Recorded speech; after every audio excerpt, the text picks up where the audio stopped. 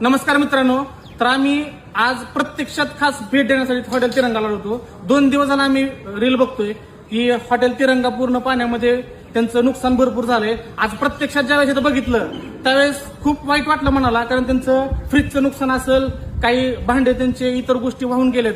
त्या नदीमध्ये नदीचं पात्र बघितलं, खूप खोलवर आहे मित्रांनो.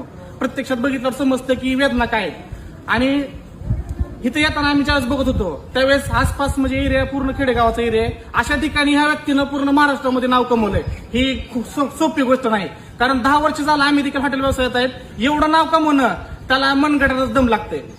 आणि खास करून मला लक्ष्मण भोसले असतील तिरंगा हॉटेलचे मालक, यांना एकच गोष्ट सांगायची, तुम्ही ह्यातून खचून जाऊ नका.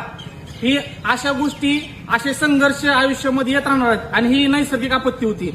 या नैसर्गिक आपत्तीला, ह्या संकटाला तुम्ही तोंड तर नक्कीच देणार आहेत, पण लवकरात लवकर स्थिर होऊन ह्यातून बाहेर